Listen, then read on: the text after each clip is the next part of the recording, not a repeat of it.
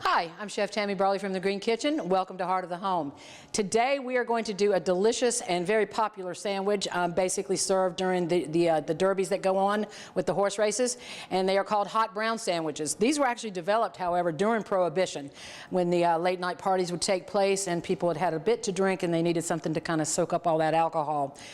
We're going to start with the sandwich itself, and then we're actually going to give you a little treat today and do a mint julep to go along with that. You want a Texas toast with this particular sandwich. I got a very wide sliced bread, and you actually want to cut the crust off, which I've already done, and toast our sandwiches in, or toast our bread, excuse me, in the oven. Got a little non-stick spray on a sheet tray here. I'm going to place the bread there. These sandwiches are very hearty. I love these. They're delicious as well. While that is resting, we're going to go ahead and start the sauce. This is kind of a Mornay sauce, which we start with butter in the pan that we've already melted. We're going to add 2 ounces of flour. This is basically the start of any roux, any gravy that you ever make. You have flour and fat. In this case, it's butter. We're stirring that flour around in the hot butter. I've got my heat on somewhat of a low temperature. And now we're going to come back and we're going to add 2 cups of heavy cream.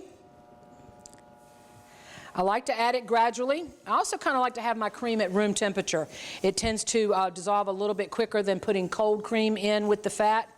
It's going to continue to thicken up. It's going to take a couple of minutes. You're trying to get it nice and smooth.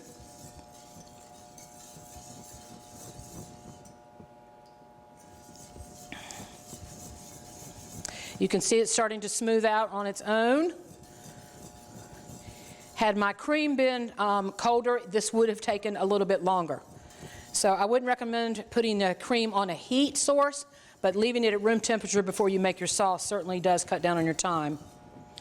Go ahead and add the rest of that cream in there. And now we're going to hit it with about a half a cup of grated Parmesan Romano. Plain Parmesan is totally fine as well. I think the addition of the other cheeses does give it a little bit more depth. We're going to go ahead and add that in there, stir that up. And we want to hit it with a little bit of salt and pepper.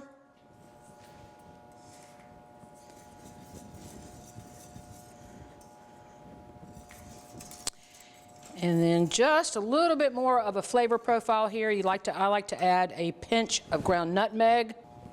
If I can get my fingers in there. All right. And now we're going to let this simmer for just a few minutes. We're going to get a little bit thicker. All right, our sauce is thickened up very nicely. We've got the heavy cream, we've got some Parmesan cheese in there, salt and pepper, and a little bit of nutmeg, and butter and flour is how we started that out. So now we're going to compose our sandwiches. We've got some Texas toast that we've already toasted in the oven earlier. We want to layer this bread. We want to start with turkey. Now, you can use a roast turkey that you've done yourself, or you can use your deli meats. I find it great just to do the deli meats. And you do want these to be somewhat thick, most definitely. These should be hearty sandwiches. Again, started in the Prohibition to soak up all the alcohol after the drinking parties at night. So we've got the Texas toast, the turkey, and we're going to put a couple of slices of Roma tomatoes on that. Now, some of these recipes I've seen for the hot browns, they talk about garnishing with the bacon at the end after the sauce. And while I do think that's pretty, I prefer to put the bacon on before the sauce. I feel like it just gives it more of a flavor profile. So we're going to take some bacon that was already pre-cooked. A couple slices of bacon. You know, how much bacon? Well, how much do you like? And how much are you going to eat before the sandwiches get made? All right, and so now we're going to put this delicious sauce over top and pop this under the broiler.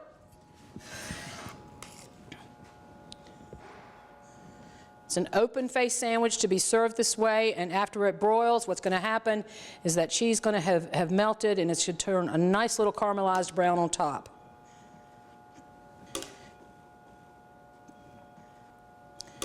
And while this is in the oven broiling, we're going to make that little treat of a mint julep for everybody.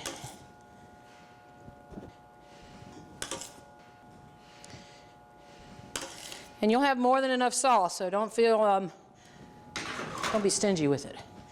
All right, we want to actually garnish this now with a little bit of smoked paprika. All right, and chopped parsley there. Nice little pretty green, brightens that right up. And a little extra Parmesan cheese. God, this looks delicious. It hasn't even broiled yet. All right, we're going to pop this under the broiler.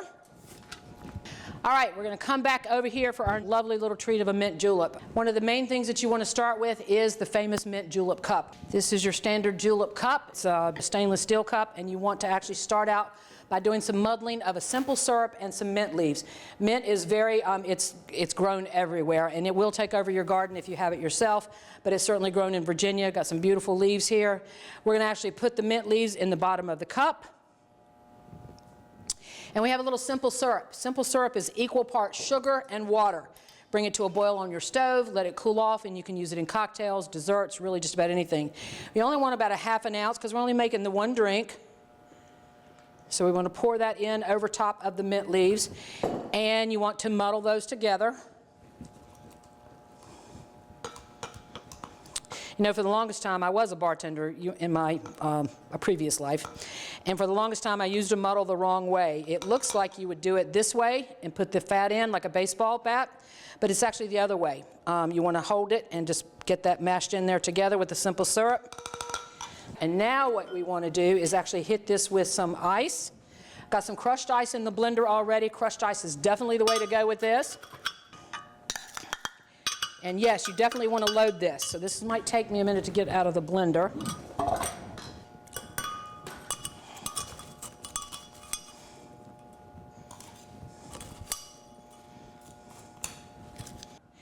And now we want to hit it with some gorgeous Virginia bourbons. We've got some lovely craft distilleries in Virginia now making these bourbons.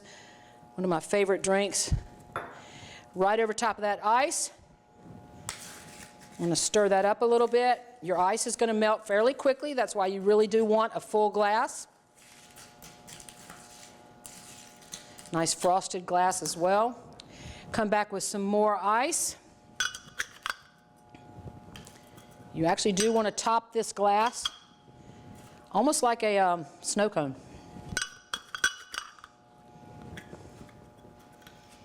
All right, and then we've got a nice garnish of another mint leaf here to go in. And there you have it, a classic mint julep to go with your hot brown sandwiches. We have got our hot browns that were under the broiler for about 5 minutes or so. You can see this nice, gorgeous color of the caramelization of that cheese. We're going to go ahead and plate it for everybody.